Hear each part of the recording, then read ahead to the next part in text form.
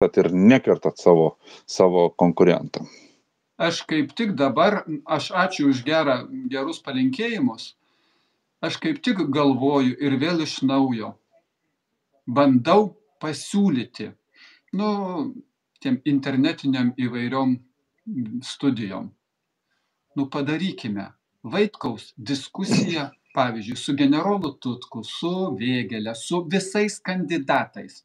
Pavyzdžiui, sugalvojau 10 klausimų aš užduodu ir 3 minutės atsakymui 10 klausimų man užduoda. Pačių baisiausių, pačių netinkamiausių. Padarykime. Ir tada šitoj diskusijoje aš galėsiu ir atsakyti. Kai atskirai kas nors parašo Facebook'e, kartais aš kažką pamatau. Kaip tą Rimą Jankūną, ar ne? Kartais kažką pamatau. Aš atsakau tą Facebooką. Pamato 200 žmonių, o paskui nueina ir tą orą pagadina studijoje, kur pamato 20 000. Bet manęs į tą studiją nepakvietė.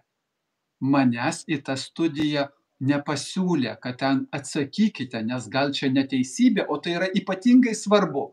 Tai užtat aš dabar matau jau Facebook'e, Vaitkus parsidavęs farmaciniam firmom, Vaitkus proteguoja skiepus, o visi skiepai yra nuodas, visi. Kiti man parašo rimtu, aš vadinu veidu, ar ne? Visi medikų gydytojų paruošimas, visas paruošimas yra iš esmės blogas ir netinkamas. Tai parašo Lietuvos žmonės, kurie neturi jokio medicininio išsilavinimo, bet jie turi tokią nuomonę. Ir tada ginčytis su tokiais žmonėmis. Jie dažnai, Eduardai, maišo apie skiepus COVID atveju ir skiepus, tarkim, gimus vaikui, tuos pirminius skiepus. Aš taip iš šono žiūrint, myliu, nemyliu, nežaidžiant, Eduardas man draugas, nedraugas, myliu, nemyliu, palaikau, nepalaikau, ir žiūriu, kad iš mano rato, iš mano draugų, Facebooko draugų, kurių nesu matęs gyvai ir nepažįstu, bet, jie skaitosi draugai, kitaip neina pavadinti, Facebook'e esančių draugų, žiūriu, man siunčia, tu pasižiūrėk, koks Vaitkus. Jis čia sakė, kad gimus ten vaikui, ten reikia palaukit, sakau, tai čia ne COVID-as. Sakau, aš mačiau, jūs ten aiškinot jai, po to man atsiuntė paaiškinimą, aš su juo visiškai jūsų paaiškinimu sutinku.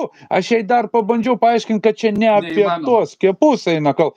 Ir žinot, kaip su užstrigusi plokštelė, bet žinokit, Eduardai, visi šitie kaltinimai, mes tik ką jūs dabar sako, ten skiepai, ten farmacijos mafija, tai yra menkniekis, ką Abraitis paskutinį kokią metę bombą, tai yra toksai branduolinė bomba metė ir pasakė, Eduardas Vaitkus yra gėjus. Tada man buvo viskas, toksai supratau, kad žmogui galutinai nuvažiavo stogas ir jau čia šitai vietai, kaip būna angliškai išsireikšiu, no comments. Jau, kaip sakant, šitokį jau komentuoti net nebeįmanoma. Bet tai rodo, jos pyktis yra tas toksai, jeigu jie nesugeba argumentuotai kažką pateikti, tada jie pradeda svaidytis tokiais, bando primesti kažkokią etiketę. Čia jau visiškai, kaip sakant, yra. Rodo, kad žmonės iš tikrųjų, jūs išvedat iš kantrybės, sugebat išvesti žmonės iš kantrybės ir jūs turit galius, jūs esat galingas. O aš tik tai noriu, kad visi argumentų kalba kalbėkime. Ir aš nenoriu vienas už žmonės nuspręsti. Aš noriu, kad visi žmonės kartu nuspręstų tuos klausimus, kurie valstybei yra esminiai ir svarbiausi. O nenoriu primesti jiems savo vienintelės nuomonės, o loginio